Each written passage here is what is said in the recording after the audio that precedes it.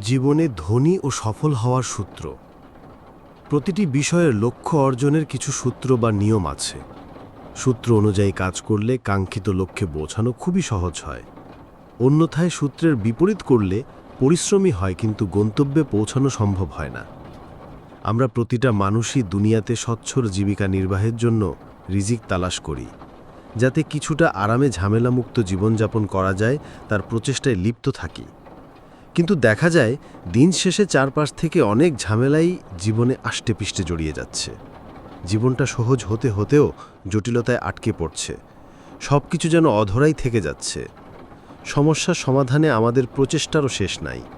মাথার ঘাম পা বেয়ে দরদর করে ঝরিয়েও সমাধানে পৌঁছানো যায় না। কেউ হাল ছেড়ে দেই বা কেউ ধুকে ধুকে জীবন পার করি, কিন্তু আমরা মূল সূত্রটা খুঁজি না। সূত্রটা স্বয়ং মহান আল্লাহ পাক নিজেই হাদিসে কুদসির মধ্যে বলেছেন, হে আদম সন্তান, আমার ইবাদতের জন্য সময় বের করে নাও, তাহলে আমি তোমার অন্তরকে ধনী করে দিব, তোমার দুই হাত রিজিকে পরিপূর্ণ করে দিব।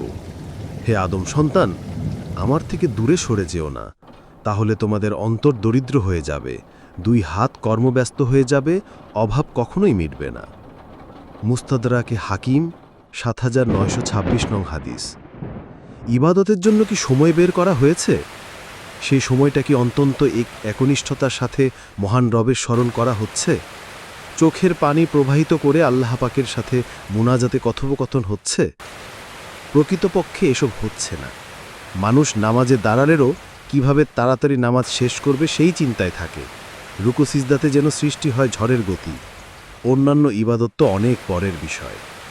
অথচ আমরা রিজিক খুঁজছি হন্যে হয়ে। আমরা শান্তিময় জীবন খুঁজে চলেছি দিনরাত পরিশ্রম করে। সূত্রবিহীনে প্রচেষ্টা শুধুই একটি ধোঁকা।